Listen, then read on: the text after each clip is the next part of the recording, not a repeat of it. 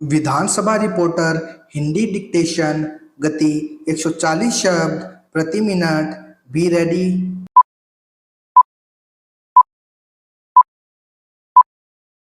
Start. महोदय, कुछ समय पहले देश के कुछ राज्यों में जैसे छत्तीसगढ़, मध्य प्रदेश और उड़ीसा में नक्सलवादियों ने अराजकता पैदा की थी। हमारे गृह मंत्री ने समस्त मंत्रियों और देश की सेना के अधिकारियों के सामने यह प्रस्ताव रखा कि चाहे कुछ भी हो जाए, हमें अपने देश से आतंकवाद और नक्सलवाद को समाप्त करना है। इस बैठक का नतीजा यह निकला कि राज्यों के मुख्यमंत्रियों ने भी इस समस्या को खत्म करने के लिए अपना पूरा योगदान देने का निर्णय लिया है। यदि हमें इन परिस्थितियों से ऊपर उठना है तो सबसे पहले देश के युवा वर्ग को रोजगार के उचित साधन उपलब्ध कराने होंगे और जब तक हमारी युवा पीढ़ी देश के प्रति जागरूक नहीं होगी तब तक उन्हें असामाजिक तत्व अपनी तरफ आकर्षित करने में कामयाब होते जाएंगे। प्रधानमंत्री जी ने मनरेगा के माध्यम से गरीब वर्ग के लोगों को एक वर्ष में 100 दिन का रोजगार देने की बात कही है और न्यूनतम मजदूरी की सीमा को भी कानूनी प्रक्रिया के माध्यम से तय करने का काम किया है। मैं सरकार की उपलब्धियों को सभी माननीय सदस्यों के सामने लाना चाहता हूं, लेकिन सरकार की असफलता को बताने में भी संकोच नहीं करूंगा। हालांकि मैं सत्ता पक्ष की तरफ से बोल रहा हूं, लेकिन मैं देश हित की बातों को नजरअंदाज नहीं कर सकता हूं। मैं सदन का बहुत आभारी हूं कि मुझे आज इस महत्वपूर्ण समस्या पर अपने विचार व्यक्त करने का मौका दिया गया है। यह बात तो हम सभी को बहुत अच्छी तरह से मालूम है कि देश में आजकल जो संकट की स्थिति उत्पन्न हो गई है उसके बहुत सारे कारणों में से सबसे बड़ा कारण विद्यार्थियों में अनुशासनहीनता का होना है।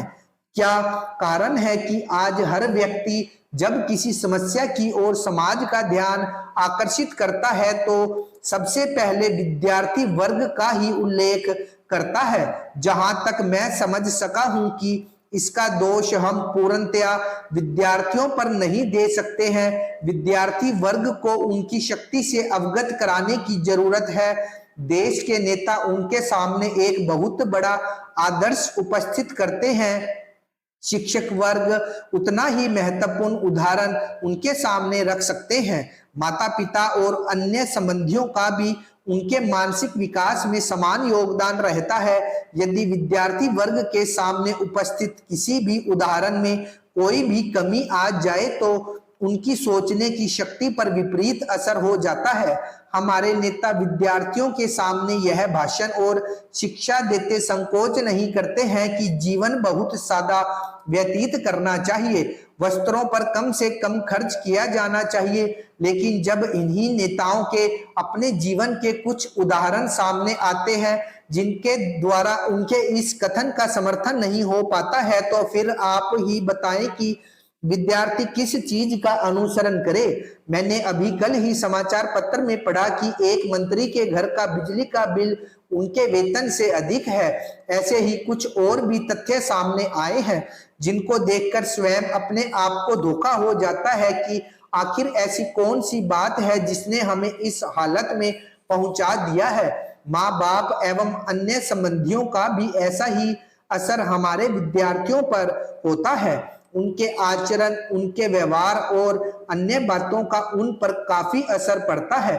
उपाध्यक्ष महोदय, हमारे देश की ज्यादा से ज्यादा आबादी कृषि और कृषि से संबंधित उद्योगों पर निर्भर करती है और इसीलिए खेती आधारित उद्योगों को हमारे देश में अत्यधिक प्राथमिकता देने की आवश्यकता है।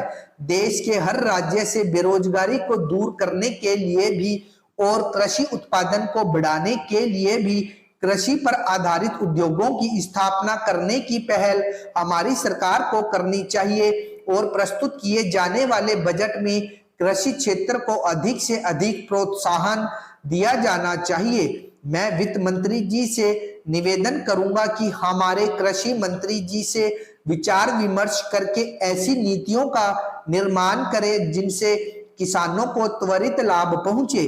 खेती के उद्योग आदि के लिए हमारे बजट में अधिक गुंजाइश की जरूरत होनी चाहिए। इससे हमारे देश के बेरोजगारों और किसानों को काफी लाभ होगा और हमारे कृषि उत्पादन में भी उन्नति होगी और इसके साथ ही साथ हमारे किसानों को रोजगार भी मिलेगा।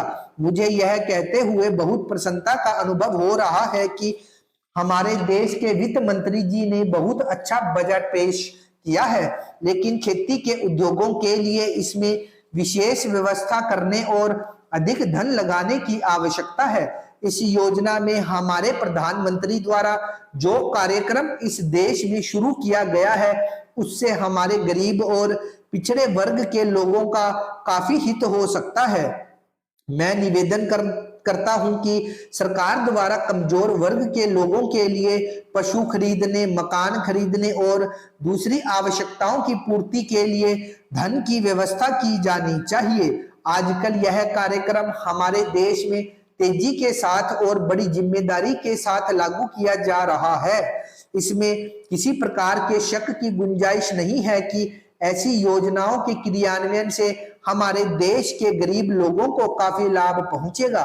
सभापति महोदय, न्याय व्यवस्था को सही ढंग से काम में लाने के लिए मंत्री जी ने इस बार बहुत प्रमुख सुझाव सदन के सामने रखे हैं। जैसा कि सभी माननीय सदस्य जानते हैं कि संसद में चर्चा के समय कई बार पक्ष और विपक्ष में बहस हो जाती है, जिसकी वजह से सदन में तनाव का वातावरण बन जाता है।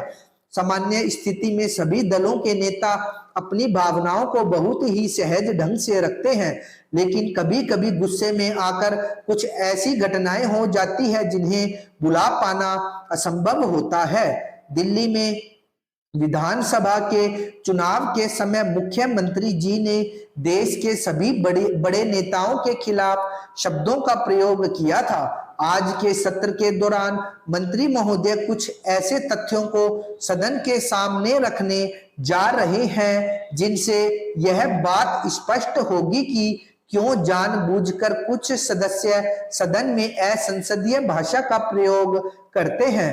मैं आशा करता हूं कि आप सभी मेरी बातों को बहुत ध्यान से सुनेंगे और मुझे अपनी बात सदन में रखने का पूरा मौका मिलेगा।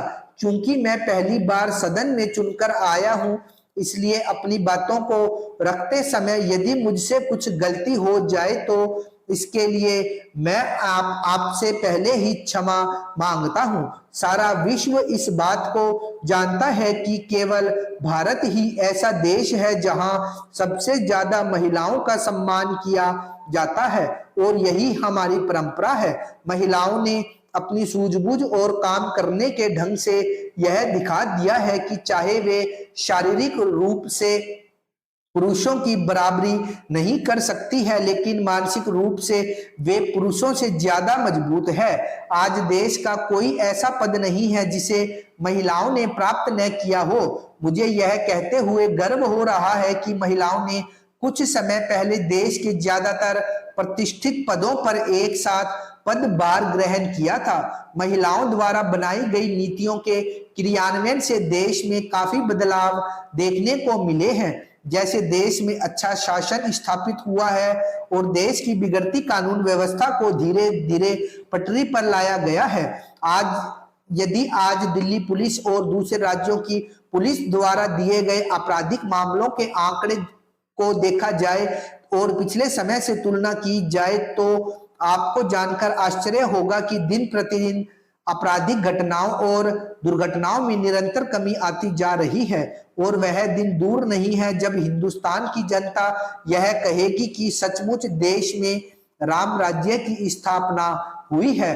महोदय, महिलाओं के प्रति सामाजिक चेतना और जागरूकता फैलाने में हमारी समाज सेवी संस्थाओं ने भी बहुत अहम भूमिका निभाई है। वर्तमान सरकार में प्रधानमंत्री जी ने सत्ता संभालते ही देश की राजनीति में बदलाव का संदेश दिया है। माननीय अध्यक्ष महोदय, हमारा देश एक कृषि प्रधान देश है जहां करीब 50% लोग किसी न किसी रूप में खेती बाड़ी से या कृषि क्षेत्र से जुड़े हैं और उसी से अपना निर्वाह करते हैं।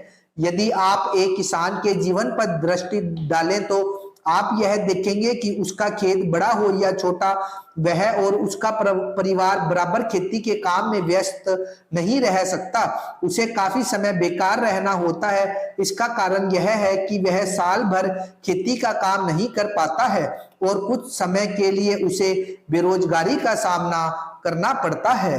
स्टॉप।